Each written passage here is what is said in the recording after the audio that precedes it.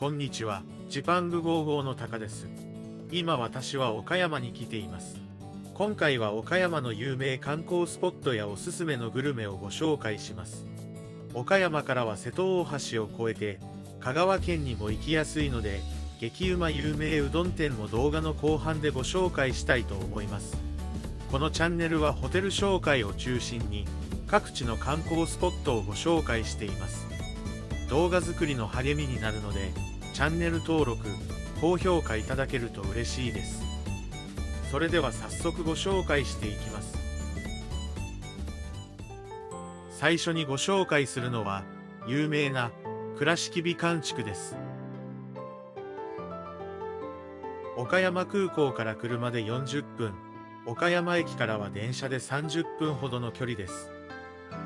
白壁の蔵屋敷、生子壁、柳並木など、趣ある景観が楽しめます。他にも美味しいグルメや、倉敷デニムストリートなど多くの見どころがあるエリアです。現在の倉敷美観地区周辺は、江戸時代に幕府の直轄地になり、後に代官所も置かれました。倉敷は周辺で採れる米の集産地として賑わい、後には商業の中心として発展していきます。現在残る保存地区の建物は、この時代の豪商の商家を原型とするものが多く、それが特徴的な景観を印象づけています。明治に入ってからは洋風建築のモダンな美術館や建物も加わり、歴史を感じる地区となりました。ただ歩いているだけでも、とても楽しめるエリアですね。無料の観光ガイドもあり、午前と午後に集合場所まで来たら案内してくれるそうです。大原美術館には、モネの睡蓮やピカソなど世界的に有名な絵画も展示されています。倉敷にあった紡績工場跡は、大人300円で観光できるようになっています。倉敷デニムストリートでは、倉敷の小島地区が国産ジーンズ発祥の地であることにちなみ、小島産のデニム製品や、デニム製の小物雑貨や装飾品が販売しています。小島地区のジーンズは世界的にも有名だそうです。かなり高級なジーンズから気軽に買えそうな小物類まで販売していたので、見るだけでも楽しいと思います。この通りで有名なのがデニム色をした肉まんです。正直味は普通の肉まんなので、雰囲気を楽しむといいかもしれませんね。デニムストリートは思っていたより店舗数も多くないので、隙間時間でも見に来れそうです。街の小道には商店も多く、お土産なども購入できそうです。岡山名物のきびだんごや、おせんべいなどの食べ歩きなどもできます。おせんべいはいろんな味の種類があり、どれにしようか悩んでしまいますね。倉敷は、ぶっかけうどんが名物です。倉敷の入り口近くにある大西では、美味しいぶっかけうどんをいただくことができます。中は家屋を改装したような作りで、席数はそんなに多くなかったですね。メニューはぶっかけうどんをはじめ、いろんな種類のうどんが用意されていました。種類が多いので、どれにしようか悩んでしまいますね。セットメニューなどもありました。今回は山芋わかめぶっかけうどんにしました。後入れで、めんつゆをかけて食べるそうです。味は名物だけあって美味しかったですね。食べ歩きするのであれば、量は多くなくていいかもしれません。この後ご紹介する、香川のうどんとは違った美味しさがありました。この倉敷エリアには他にもぶっかけうどんを提供しているお店が多いので、食べてみてください。倉敷でもう1店舗ご紹介したいのが、羽島屋です。約150年前からある米蔵をリノベーションしたカフェです。場所は小道の中にあり、少しわかりにくいですが、隠れ家のようでそれもまた面白いですね。昔蔵だったこともあり、天井が高く、素敵な空間になっていました。席は大きなテーブルや壁際にいくつか配置されていました。美味しそうなデザートやドリンク、コーヒー、紅茶を提供しています。甘酒のお茶レモネードなど変わったドリンクもありました。お酒や料理もあるので、ここで食事してもいいかもしれませんね。私はカカオティーという変わったお茶を注文しました。ほのかにカカオの香りがして面白いお茶でした。チーズケーキを注文し、一緒にいたメンバーとシェアしながら食べました。味は濃厚で美味しかったです。倉敷の美観地区はこういったお店や飲食店が多いので、食べ歩きが楽しい街ですね。倉敷を案内する人力車もあるので、ぜひ訪れてみてください。続いては日本三名園の一つ、岡山後楽園です。岡山駅から車で7分、電車で20分ほどの距離にあります。岡山藩2代目藩主、池田綱政が自ら憩いの場として築いた大庭園です。1952年には歴史的文化遺産として特別名勝に指定され、ミシュラングリーンガイドジャポンでは三つ星の評価を得ています。四季を通じて茶摘みや月見など様々な行事が催されているほか、期間限定で園内をライトアップする幻想庭園を楽しむことができます。江戸時代に作られた庭園は歴代の岡山藩主によって改変されていきますが、原型を大きく変えることはなく、現代まで受け継がれています。園内には休憩どころもありましたが、値段は少し高めでした。綺麗な庭園を見ながらゆっくりできるのは多少高くても価値があるかもしれません。池の中にはコイやカメなど生き物も多く、癒される空間でした。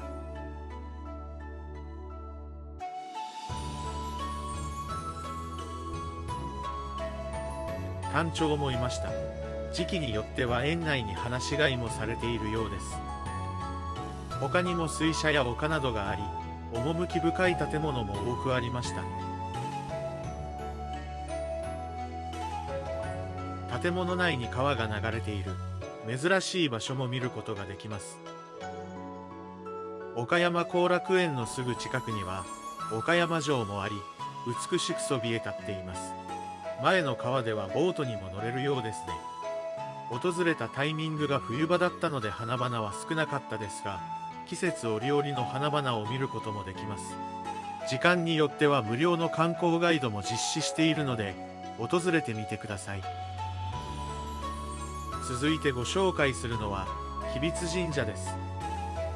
岡山空港から車で20分、岡山駅から15分ほどです。吉備津神社は桃太郎伝説の原型となったとされる吉備津彦命と裏にまつわる伝説が残っています。鬼退治の矢を置いたと伝わる矢追いは、鬼の首を埋めたと言われる岡間殿など伝説の舞台を体感できます。本殿は1425年に再建され、国宝に指定されています。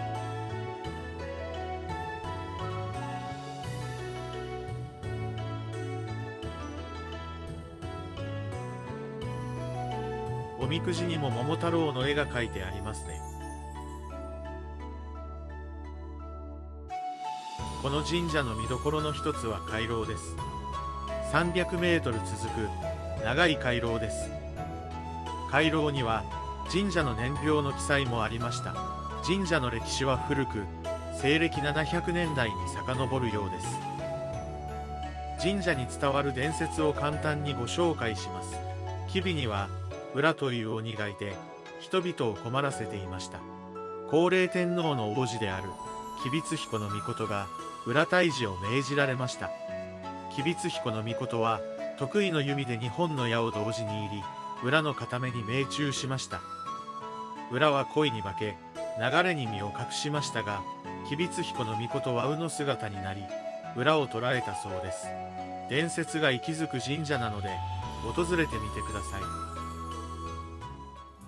それでは、岡山の名物料理をご紹介したいと思います。まずは岡山のソウルフード、えびめし屋です。県内に3店舗ほどありますが、駅近には少ないので、車で向かうのが良いかもしれません。えびめしはケチャップやカラメル、カレー粉などをベースにしたソースをご飯に絡め、むきエビや玉ねぎなどの具と一緒に炒めて骨格食に仕立てたご飯です。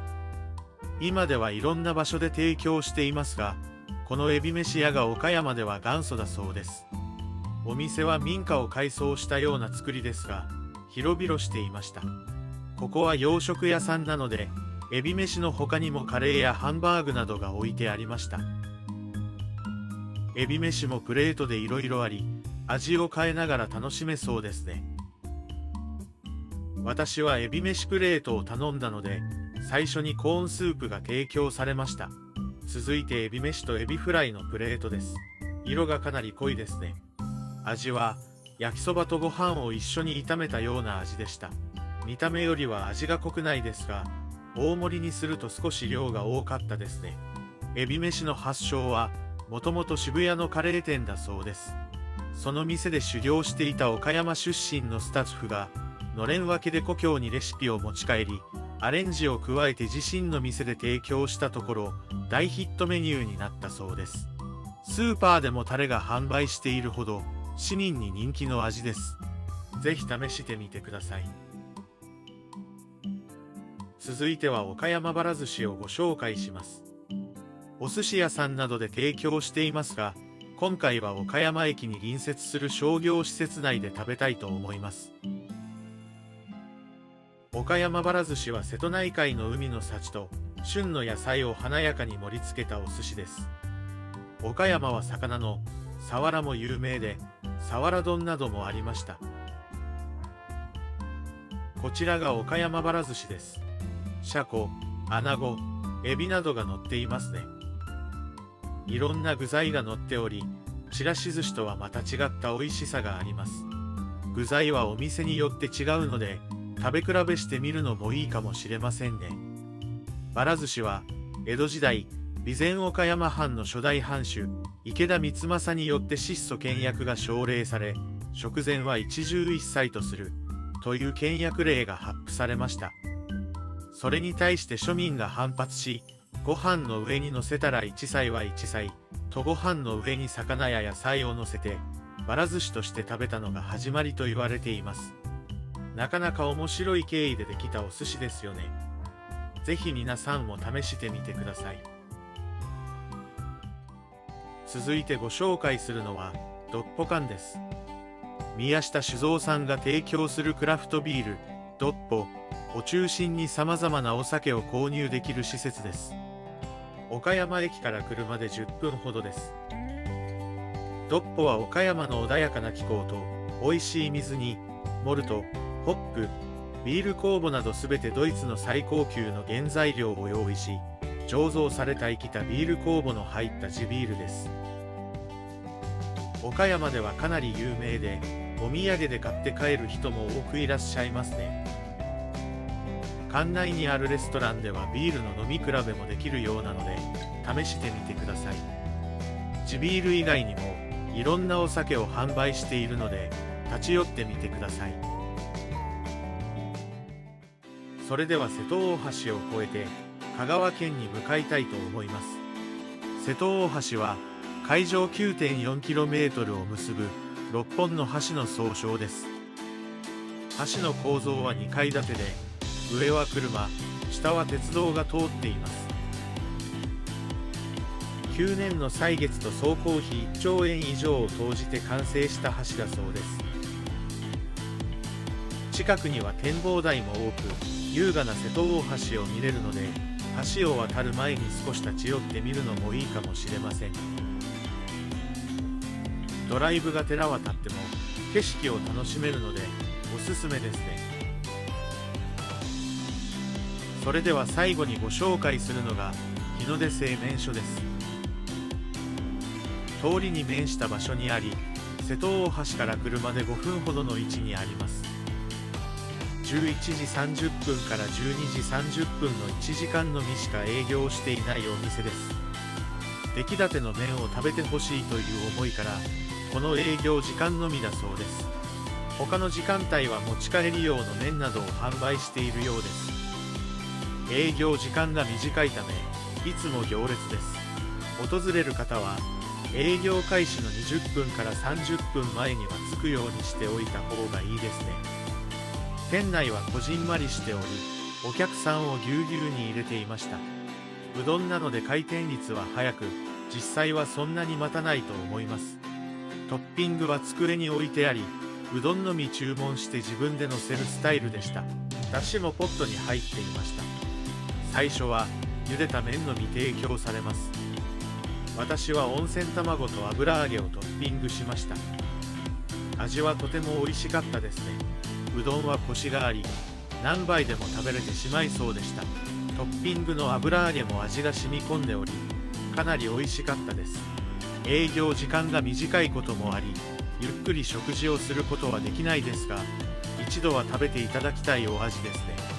値段も小が130円からとかなりお安いです。煮玉食べても240円なのでかなりリーズナブルですね。香川はうどんが美味しい場所が多いので、うどん店数店舗を食べ歩く観光もあるみたいです。量が調整できますし、値段も安いので、そういった観光もいいかもしれませんね。ぜひ皆さんも近くに来たら立ち寄ってみてください。